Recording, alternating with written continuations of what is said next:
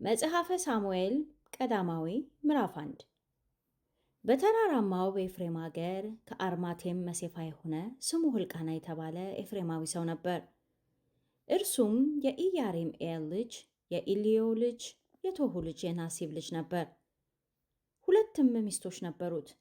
የአንዲቱ ስም ሐና የሁለተኛይቱም ስም ፍናና ነበረ። ለፍናናም ልጆች ነበሯት፣ ለሐና ግን ልጅ አልነበራትም። ያም ሰው በሴሎ ይሰግድ ዘንድ ለሰራዊትም ጌታ ለእግዚአብሔር ይሰዋ ዘንድ ከከተማው በየዓመቱ ይወጣ ነበር። የእግዚአብሔርም ካህናት ሁለቱ የኤሊ ልጆች አፊኒንና ፍንሐስ በዚያ ነበሩ።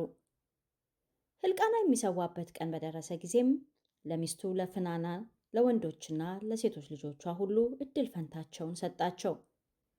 ሐናንም ይወድድ ነበርና ለሐና 2 እጥፍ እድል ፈንታ ሰጣት። እግዚአብሔር ግን ማኅፀኗን ዘግቶ ነበር። እግዚአብሔርም ማኅፀኗን ዘግቶ ነበርና ጣውንቷ ታስቆጣት ታበሳጫትም ነበር። በየዓመቱም እንዲህ ባደረገ ጊዜ እርሷም ወደ እግዚአብሔር በምትወጣበት ጊዜ ታበሳጫት ነበር። ሐናም ታለቅስ ነበር፣ አንዳችም አትቀምስም ነበር። ባሏም ሕልቃና ሐና ሆይ ለምን ታለቅሻለሽ? ለምንስ አትቀምሽም? ለምንስ ልብሽ ያዝንብሻል? እኔስ ከ10 ልጆች አልሻልሽምን? አላት። በሴሎ ከበሉና ከጠጡ በኋላም ሐና ተነሳች። ካህኑም ኤሊ በእግዚአብሔር መቅደስ መቃን አጠገብ በመንበሩ ላይ ተቀምጦ ነበር። እርሷም በልቧ ትመረር ነበር። በእግዚአብሔርም ፊት ጸለየች፣ ጽኑ ልቅሶም አለቀሰች። እርሷም አቤቱ የሰራዊት ጌታ ሆይ የባሪያህም መዋረድ ተመልክተህ ብታስበኝ፣ እኔንም ባትረሳ ለባሪያህም ወንድ ልጅ ብትሰጥ፣ ዕድሜውን ሁሉ ለእግዚአብሔር እሰጠዋለሁ፣ ምላጭም በራሱ ላይ አይደርስም ብላ ስለትን ተሳለች። ጸሎቷንም በእግዚአብሔር ፊት ባበዛች ጊዜ ኤሊ አፏን ይመለከት ነበር። ሐናም በልቧ ትናገር ነበር፣ ድምጿም ሳይሰማ ከንፈሯን ታንቀሳቅስ ነበር። ኤሊም እንደሰከረች ቆጠራት። ኤሊም ስካርሽ እስከ መቼ ነው? የወይን ጠጅሽን ከአንቺ አርቂው አላት። ሐናም ጌታዬ ሆይ አይደለም፣ እኔስ ልቧ ያዘነባት ሴት ነኝ። ጠጅና ሌላ የሚያሰክር ነገር አልጠጣሁም። ነገር ግን በእግዚአብሔር ፊት ነፍሴን አፈሰስኩ። ሐዘኔና ጭንቀቴ ስለበዛ እስካሁን ድረስ ተናግሬያለሁና ባሪያህን እንደ ምናምንቴ ሴት አትቁጠረኝ ብላ መለሰችለት። ኤሊም በደህና ሂጂ፣ የእስራኤልም አምላክ የለመንሽው ልመና ይስጥሽ ብሎ መለሳት። እርሷም ባሪያህ በዓይንህ ፊት ሞገስ ላግኝ አለች። ሴቲቱ መንገዷን ሄደች፣ በላችም። ፊቷም ከእንግዲህ ወዲህ አዘንተኛ መስሎ አልታየም። ማልደው ተነስተው በእግዚአብሔር ፊት ሰገዱ።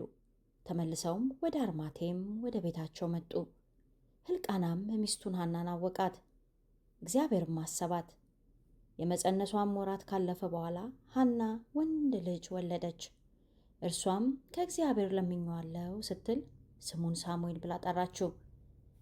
ሰውየውም ሕልቃና ከቤተሰቡ ሁሉ ጋር በየዓመቱ መሥዋዕትና ስዕለቱን ለእግዚአብሔር ያቀርብ ዘንድ ወጣ። ሐና ግን አልወጣችም። ባሏንም ሕፃኑ ጡት እስኪተው ድረስ እቀመጣለሁ፣ ከዚያም በኋላ በእግዚአብሔር ፊት ይታይ ዘንድ በዚያም ለዘላለም ይሆን ዘንድ አመጣዋለሁ አለችው። ባሏም ሕልቃና በዓይንሽ ደስ ያሰኘሽን አድርጊ፣ ጡትም እስኪተው ድረስ ተቀመጪ፣ ብቻ እግዚአብሔር ቃሉን ያጽና አላት። ሴቲቱም ልጇን እያጠባች ጡት እስኪተው ድረስ በቤቷ ተቀመጠች።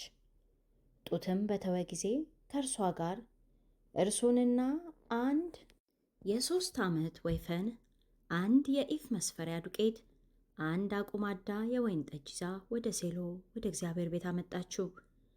ሕፃኑም ገና ታናሽ ነበር። ወፈኑንም አረዱ፣ ሕፃኑንም ወደ ኤሊ ያመጡት። እርሷም አለች፣ ጌታዬ ሆይ በሕያው ነፍስህ እምላለሁ፣ ጌታ ሆይ ወደ እግዚአብሔር ለመጸለይ በዚህ ባንተ ዘንድ ቆማ የነበረች ሴት እኔ ነኝ። ስለዚህ ሕፃን ጸለይኩ፣ እግዚአብሔርም የለመንኩትን ልመናዬን ሰጥቶኛል። እኔም ደግሞ ለእግዚአብሔር ሰጥቼዋለሁ፣ ዕድሜውን ሁሉ ለእግዚአብሔር የተሰጠ ይሆናል።